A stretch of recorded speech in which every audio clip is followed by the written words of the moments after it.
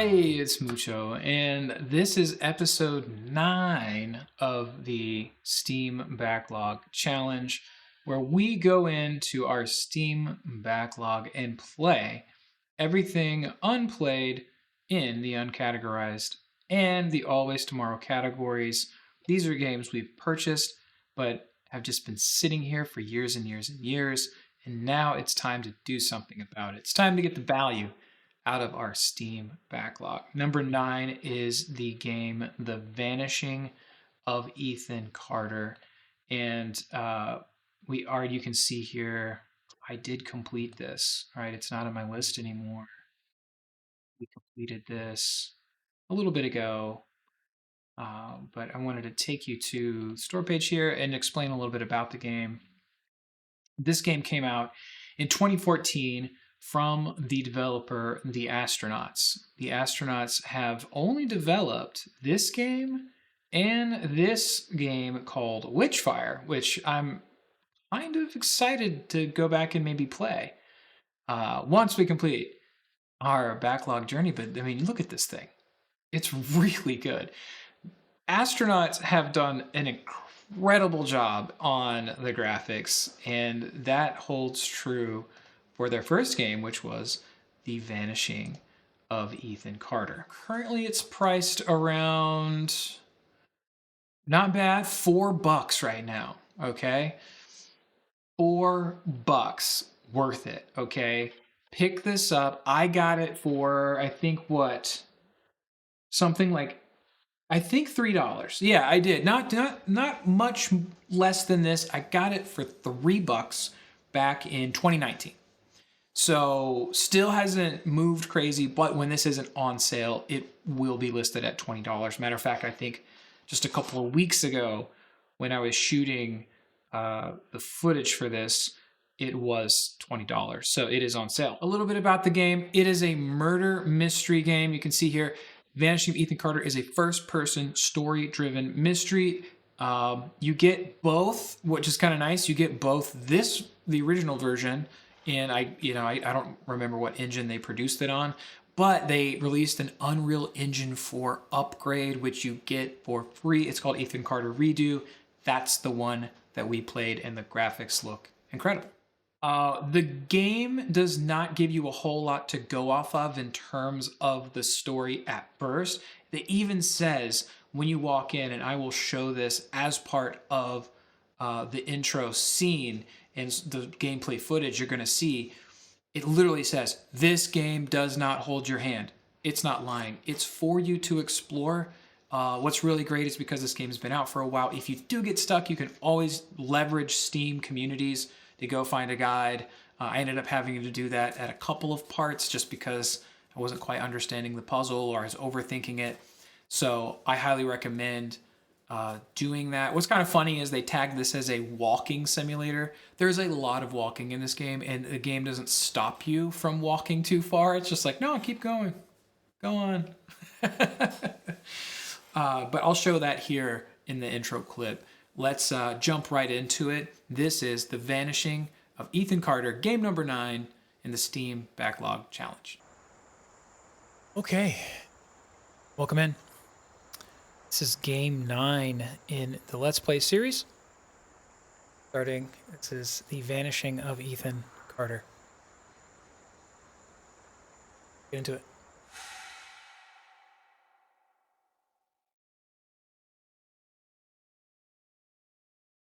Okay.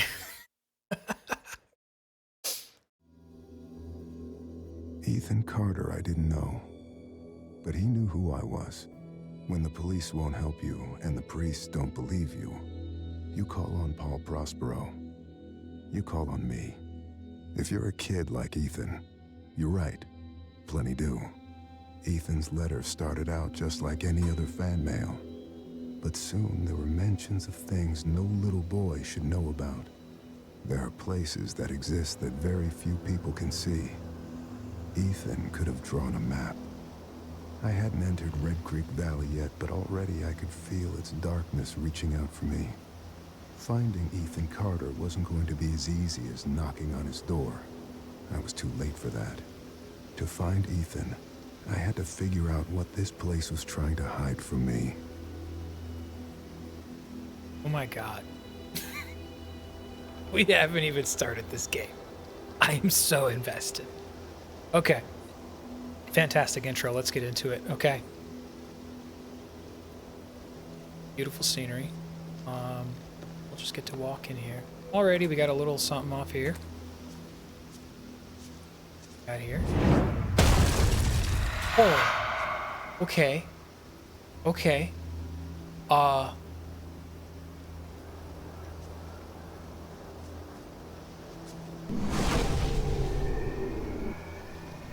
Trap. Whoa.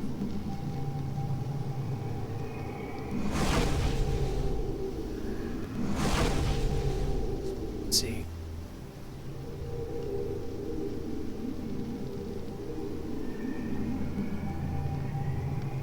So yeah, there's like no details as to what that was about.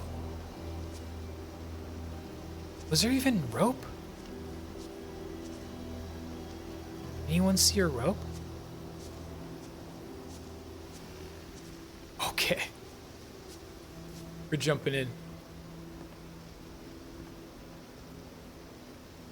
Now I'm cautious of like everywhere. Jump.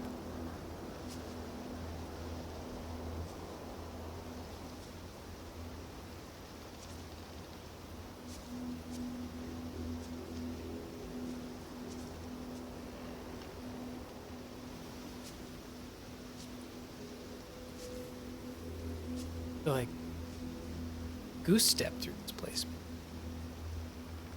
Is that the right? Is that the right? Okay, I saw that one. I saw that one. A corner of my eye. I didn't get close enough.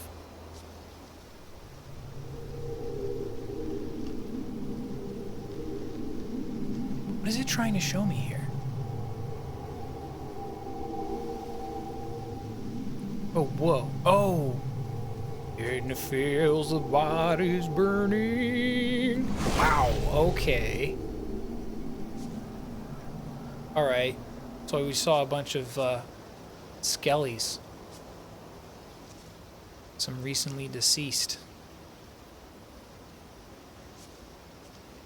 Wow. Head on a swivel.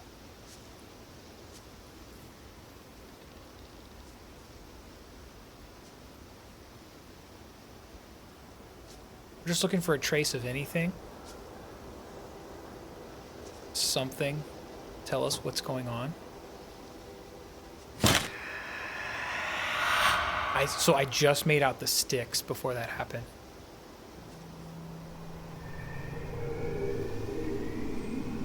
Yeah, same thing, like deadly. Oh, see this? We're getting more and more information every time we find a trap. Okay. I guess let's find all the traps.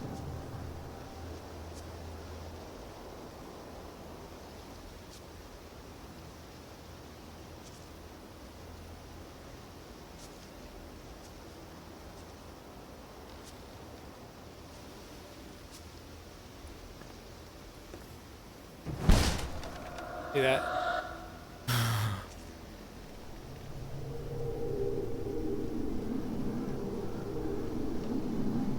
Okay. Almost a clear enough picture. Figure out what's going on here. Okay. Anything in the rock slide? Oh, you can make it through the rock slide, right? Yeah. Walk right over the rock slide. Let's check it out. Clearly one over here on the right. Gotta be. Look at that. How would there not be?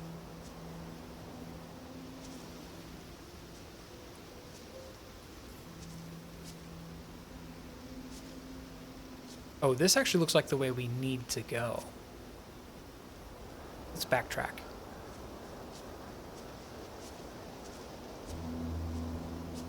There's another little path right here as well. Okay, bridge out. Obvious. Dude, the UE4 engine even looks so good. Look at that. Red Creek Valley seemed like a quiet, ordinary place. I've learned two things in my life. No place is truly quiet, and nowhere is really ordinary. Ethan warned me about that. Warned me not to be fooled by what I saw here. He didn't need to worry. I'd worked dozens of cases, hundreds. This would be my last one. Already I knew that.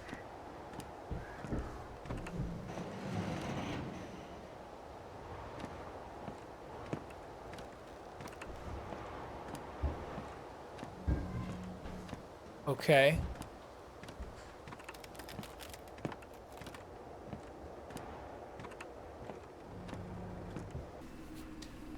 That's how the game starts, and then you ultimately find all of the traps and find the first bit to the mystery, and you already have a person of interest, which here you'll see in the next clip. I wanted to highlight how the puzzles are structured. It's a murder mystery, and so you're going to find a crime scene and then pieces of a crime scene and start to piece them all together. Once you have all of the pieces of evidence, you're able to then go inspect the crime scene a bit further and reconstruct the series of events. And once you do that, you've technically, quote unquote, solved the murder, and then more details of the story get revealed.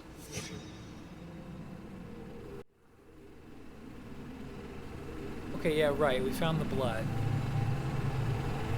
There's... what, something... oh, a busted light. A crank. Yeah. Connector.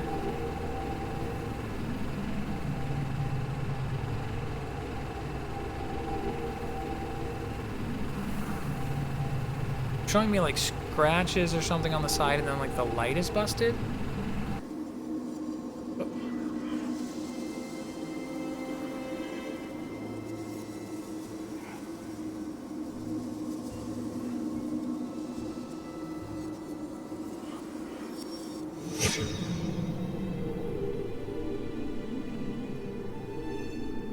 Rocked curious. Yeah, here we go.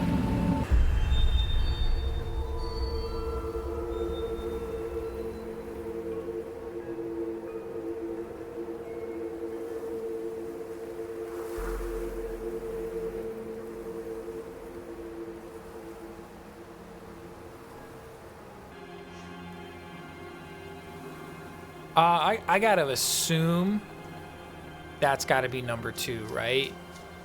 Because the first one has to be this. Number 1, yeah. Or wait, wait a second. Who's the hurt one here? Okay, not Ed. Definitely this guy, yeah. Definitely this guy, okay. So that had to have happened first. Then that had to have happened. That's got to be 3.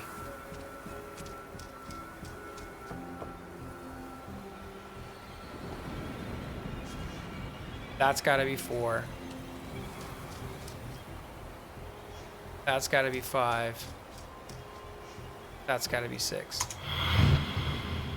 Listen to me. We can destroy it. I know how. You can't destroy it, Ethan. You can't destroy time. And that's what he is. He is forever.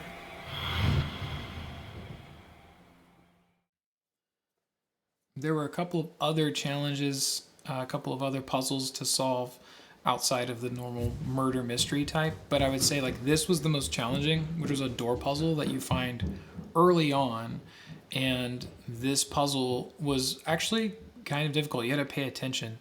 There wasn't a lot of clues in the start, so you really did just have to trial and error it until you figured it out. but I really liked this, and I really liked the design of this. I thought it was pretty good. Yes. Wait, whoa, these are different now. Okay, that's correct. So it has to be this one. It was. Okay, we're learning. Oh, look, and the stairs. You can see the stairs off in the... That has to be right.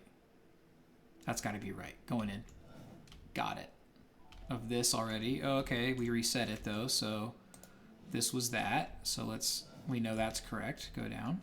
We try to solve for this one now. I'm thinking narrow passageway. That's got to be right. It's wrong. Son of a... Okay, well, we try again. Okay, let's just try again. Good. So we know that's wrong. This was upstairs. That's that one. Okay, so it's got to be this one. Yeah, there we go. It's off second floor. Here we go. I feel strongly about this. Is this correct? Yep. Yep. And then I'm going to go around the corner. And I'm pretty sure this one is right. Yep. So then this one has to be not that room, but that room, correct? Hallway. Oh, and then we get two more. Okay. Oh, man. Okay, let's save. Oh, it's just saving for us. Okay. Okay, here we go. That's no. That's maybe. Ooh. I feel better about that. And then, nope. Nope. So it has to be this. Yep, got it. Nice. Okay. So here we go. Last one. Got it. Oh, whoa.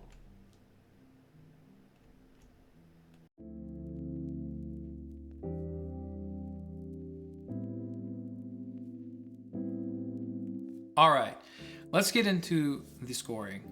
As you know, I've changed up the format of this series to be more of a review type segment, but not a review for do I think that you should buy this game, right? It's not skewed toward that. What it is skewed towards is how it stands in the backlog challenge, how I will utilize this in the backlog. Will it get moved out, right? Like, are we done with it? Are we skipping it? Is it completed? Or will we move it to the always tomorrow, where at the very end of the challenge, we re-examine everything we've played to this point and determine which game should get a full playthrough series or a replay, like do we 100% this game or anything like that. We're gonna go from there. How this works is I score it on 4 criteria. Those criteria are sound effects and music or sound design, story, fun, and replayability.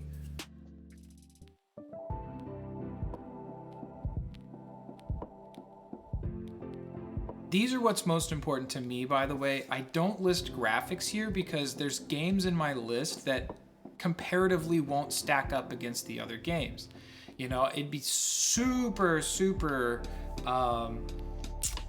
you know, it would subjective of why I think, you know, a game that's 8-bit would have 5 out of 5 graphics versus a game cut in Unreal Engine 4, you know, and I don't think there's any criteria there that really hold any water for me that determine the value of a game. That's right. I mean, to me, like, the graphics can be low quality, they can be low polish, and somehow the game can still be fun, right? For example, there's plenty of games still in the retro category that I would go back and play, which don't look anywhere near as good as what we have today, and yet they're still fun, right? So for me, in this series, I don't care about grading graphics. I do care about grading the sound, because if the graphics are, you know, let's call it mid-tier, right? Just barely passing, but the sounds are annoying,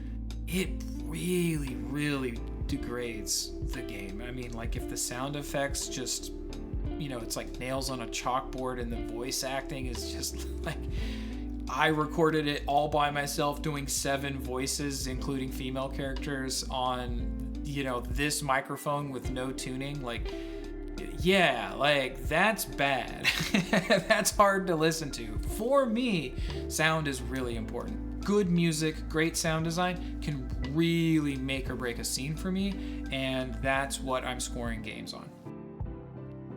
So for Vanishing of Ethan Carter, sound effects, 5 out of 5, top notch. I thought the way that they did sound cues in this game was really good.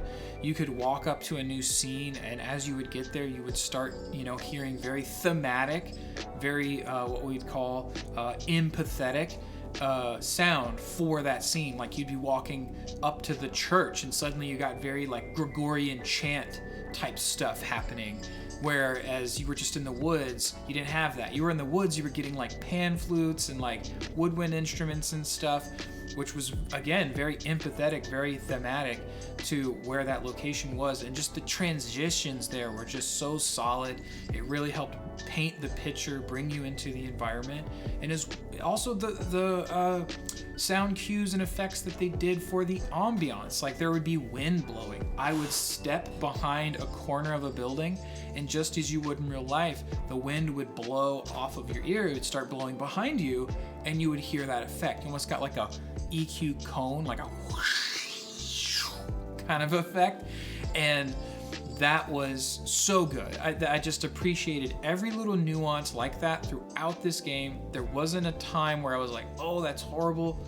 I would say the voice performances were really good. There was maybe a couple of times where I'm like, the delivery was a little dry, but it wasn't so bad that it was every time that I thought about it every time, because most of the time things were really good. So 5 out of 5 sound effects.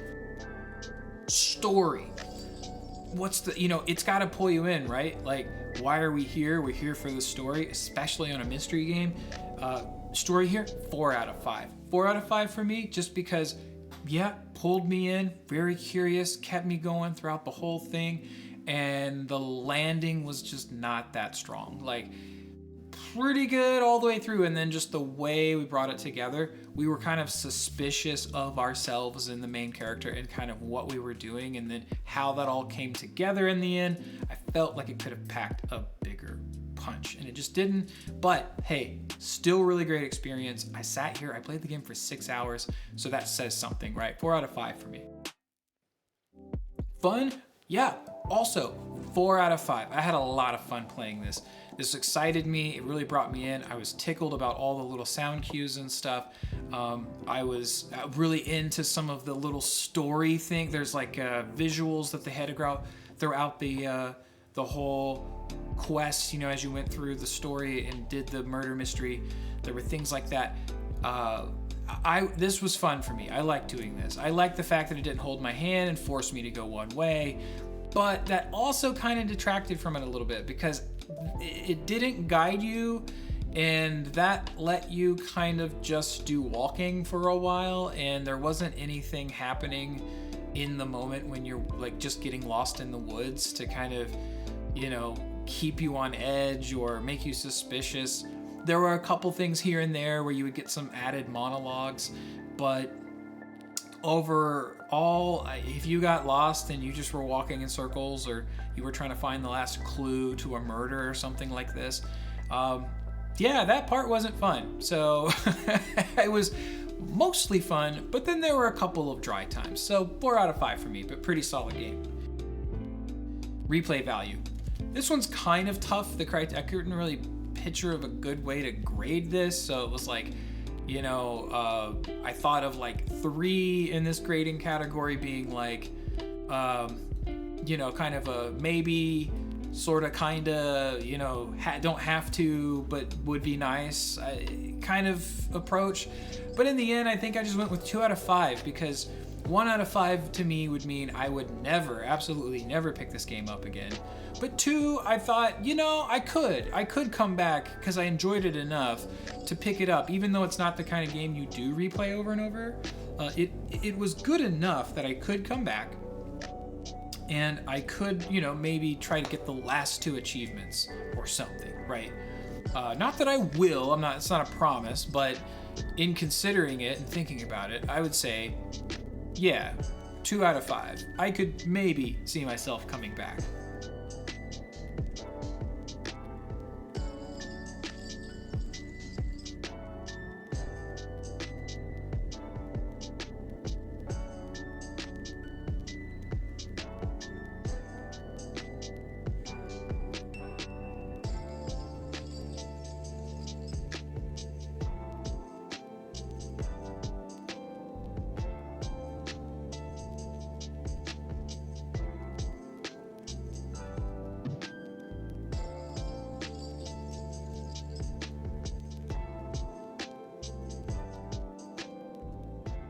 Okay, so we got through it. We played for just about 6 hours. So we actually got this one to completion. Vanishing of Ethan Carter was really good. Short-lived, obviously, we only did 6 hours of playtime. I would say you can get through it a little bit faster if you maybe prep, you know, just kind of understand it a little bit before you go in. Pay a little more closer attention. If you go through, you're paying a bit more closer of attention and you find all of the clues that you need, you'll be able to solve the puzzles a lot faster. Average movie ticket cost. Just curious. All right, between 11 and 16. Let's think about that. Let's say the longest movie you can watch today is about 3 hours. It's like getting 2 movies and then paying a little less. Yeah, okay. If you look at it from that perspective, it's 100% worth the cost because I played this for 6 hours. I think for you, you might play it, you know, 4 to 5 hours. So that's kind of still like getting 2 movies because movies run about 2 hours, right?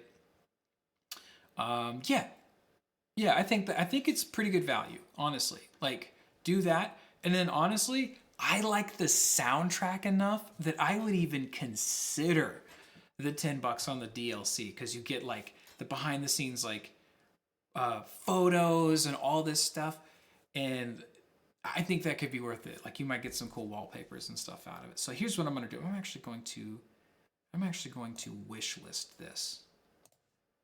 I'm gonna wish list this because if it ever goes on sale and it's of decent value, I'm gonna pick it right up. I think it's super cool. So anyway, on with the ceremony. We get to do this. We come in here, we go manage, we go uninstall. There we go. And then we get to move this. Add to complete. We've done it. It's done. Now we got, what do we got? 48 left to go. We started at like much higher than that, 58 or something. Yeah, I think we started at 58 for working backwards. So we're making some progress. Slowly but surely.